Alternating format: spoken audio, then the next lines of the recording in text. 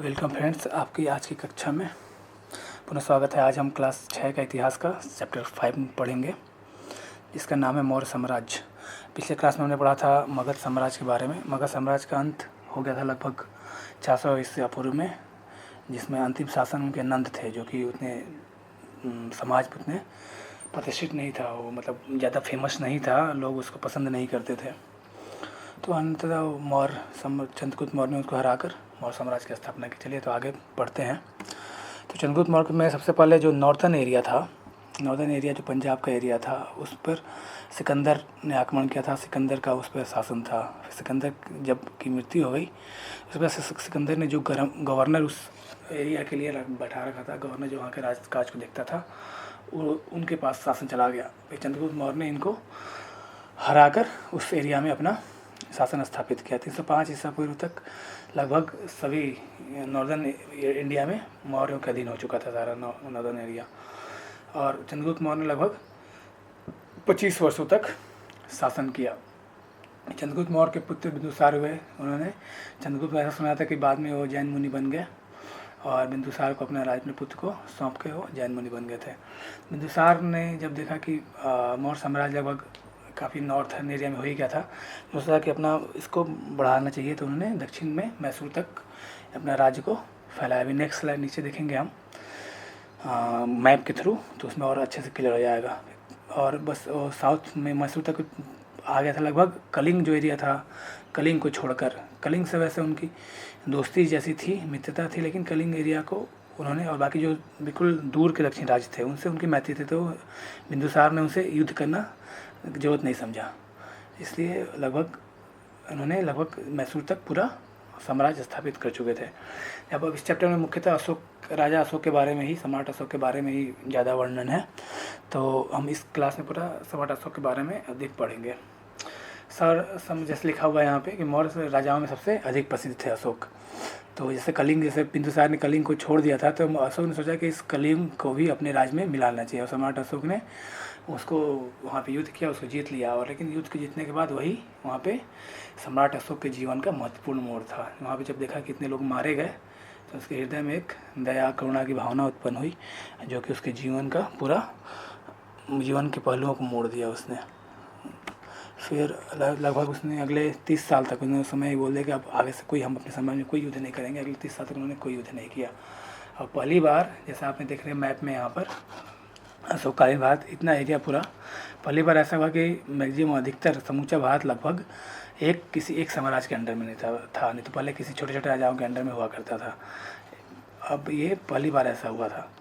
तो इन्होंने जब से युद्ध के बारे में, युद्ध नहीं करना था, तो इन्होंने राजाज्ञाएँ जारी की। चट्टानों स्तंभों पर लिखना, अपने बताना चाहा कि मैं अच्छा शासन करना चाहता हूँ, मैं धर्म से शासन करना चाहता हूँ, एक दूसरे के प्रति अच्छे से बर्ताव करना चाहता हूँ, अच्छे से प्रजा का पालन करना चाहता हूँ, एक दूसरे से मिलकर रहना चाहिए। ऐसा उन्होंने, अशोक ने अपनी स्तंभों पर, चट्टानों पर लिखवा कर ऐसी जगह, जैसे चौराहे ऐसी जगह पर लगाई, ताकि आसानी से, और नॉर्मल भाषा में, संस्कृत में नहीं, जो सामान्य बोली भाषा थी उसमें उन्होंने खुदवाया, ताकि सभी लोग पढ़ सके कि राजा वास्तव में राजा क्या चाहता है। फिर अब आगे बढ़ते हैं। अशोक का धम्म जो है एक धर्म का प्राकृतिक नेचुरल स्वरूप है। जैसे कि आप लोग पढ़ते होंगे ना कि ऐसे इंग्लिश में होता है कोई वर्ड होता है जिसका लैटिन वर्ड ऑरिजिनेट लैटिन से, वैसा ही धम्म जो है धर्म का प्राकृतिक नेचुरल बेस रूप है। तो अशोक का जो था, उनका आदर्श था, कुछ आदर्श थे, वो मनुष्य को शांतिपूर्ण, वो चाहते थे कि मनुष्य शांतिपूर्ण रहें और सदाचारी बने, ज़्यादा मांस मदिरा, आपस में लड़ा न करें, कलह न करें, लड़ाई न करें, ऐसा करके रहने का उनका ऐसा मत था। तो इनका अगला भी आगे देखिए, इसमें लिखा हुआ है यहाँ, विभिन्न धर्मों के लोग आपस में शांति और सौहार्द से रहें, इनका ऐसा मानना था। ऐसा सोचते थे कि ऐसा आपस से मिलजुल कर रहे, जिससे कोई कलह या रंजिश से उत्पन्न ना हो समाज में। मनुष्य एवं पशुओं की हत्या पर रोक लगा दी गई। जैसे उन्होंने स्वयं के रसोई में भी मोर और हिरन का रोज होता था, बलि दिया जाता था, उसने उसको ही बंद करवा दिया। और उस समय जो वेदों के गुरु जो हमारे पंडित लोग थे, उन्होंने धार्मिक अनुष्ठानों में पशु बलि काफ़ी प्रोमिनेंट हो गया था, तो उस पर भी इन्होंने रोक लगाई कि पशु बलि धार्मिक अनुष्ठान में करना जरूरी नहीं है। अब आगे उस समय मौर्य के समय में प्रशासन, समाज और संस्कृति कैसी थी। तो मौर्य का सबसे पहला पॉइंट है मौर्य कला। मौर्य कला इसके हमने देखा राजा के चट्टान ऊंचे स्तंभों पर लिखी हुई थी। प्रत्येक स्तंभ के सिरे में हाथी, सांड या सिंह की प्रतिमा सारनाथ के स्तंभ पर और की होती थी। सारनाथ के स्तंभ पे 4 सिंह, भारत के राष्ट्रीय चिन्ह जो जहाँ से लिया गया है, वो इनकी कला के बारे में है। उनका प्रशासन कैसा था, राजा को प्रजा के साथ बच्चों जैसा, वो ऐसा मानते थे कि राजा को प्रजा के साथ बच्चों जैसा व्यवहार करना चाहिए, क्योंकि जैसे कि जब से कलिंग का युद्ध हुआ था उनका हृदय बिल्कुल परिवर्तित हो चुका था। तो उनका ऐसा मानना था, ऐसा ही वो अपने राजागाह में ऐसा अपने बताना चाहते थे कि हाँ मैं एक्चुअल में केयर करना चाहता हूँ सही की, ताकि हमारे प्रजाजन सही से रहें। प्रजा के लिए सड़कें बनवाई, सड़कों के किनारे छायादार वृक्ष लगवाया कि ताकि कोई लोग आए थक जाए तो किनारे आके आराम करें।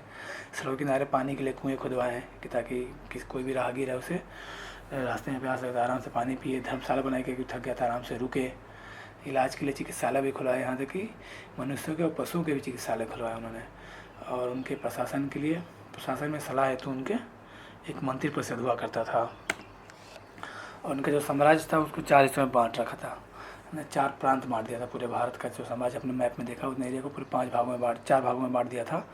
और 4 भागों में हर एक प्रांत का एक राज्यपाल होता था। अब एक प्रांत का जो छोटी इकाई थी, प्रांत को वापस एक प्रांत के अंडर में कुछ जिले हुआ करते थे, उन जिलों के अंडर में बहुत सारे गांव हुआ करते थे। और प्रशासन कार्य भी बहुत अलग अलग विभाग में बटा हुआ था। जैसे कि आप देख किसी विभाग में कि अलग अलग विभाग होता है। सब किसी कोई विभाग का एग्जाम्पल ले, बिजली विभाग है तो कोई मेंटेनेंस होता है, कोई टेस्टिंग होती है, किसी भी चीज़ का देख लीजिए अलग अलग विभाग होता है उसमें भी।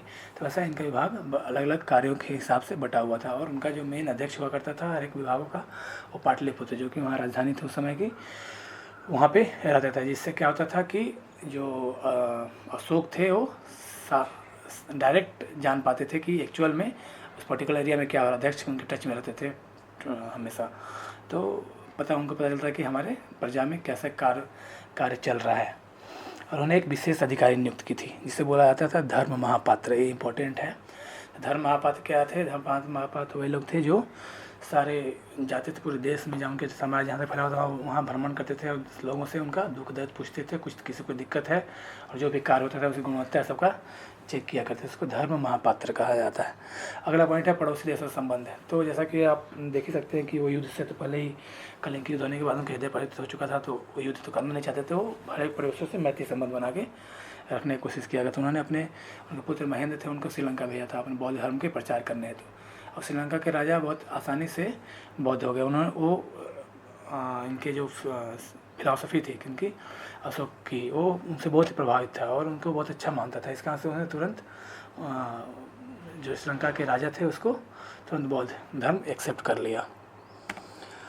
अब मौर्य काल के बारे में जो हम लोग ने इतना पढ़ा, ये जानकारी कहाँ से अधिक मिलती है? तो इस बारे में कौटिल्य, जिसको चाणक्य भी बोला जाता है, अर्थशास्त्र लिखा है उन्होंने। अर्थशास्त्र क्या था, उसमें एक अच्छे शासन का संगठन किस प्रकार किया जाए इसके बारे में उन्होंने अच्छे से बताया है।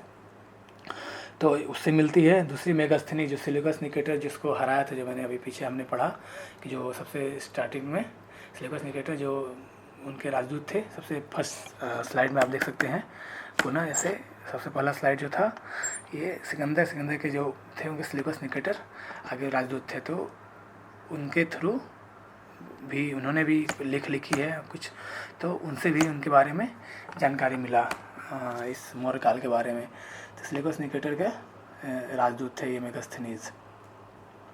और सिलिकस निकेटर से उन्होंने अपना विवाह भी स्थापित किया था। जो सिलिकस निकेटर थे चंद्रगुप्त उस समय कुछ एरिया पर सिलिकस निकेटर का, जो पंजाब के एरिया में कुछ एरिया पर सिलिकस निकेटर का भी राज्य था। तो उसकी नानी उनका सेनापति का। तो उस समय का तो उससे भी युद्ध हुआ था, उससे विवाह संबंध स्थापित हो गया था। उसके पश्चात तो फिर मेगास्थनीज वहाँ के ही उनके ही एक राजदूत थे। तो उन्होंने वहाँ के राज्य के बारे में काफ़ी बारे में लिखा हुआ है, बताया। वैसे यहाँ पे आगे लिखा मेगास्थनी द्वारा यूनानी में लिखा हुआ वृत्तांत है वो हिस्सा, उसी का रेफरेंस लेके मौर्य काल के बारे में हमें जानकारी मिलती है। उस समय का समाज कैसा था?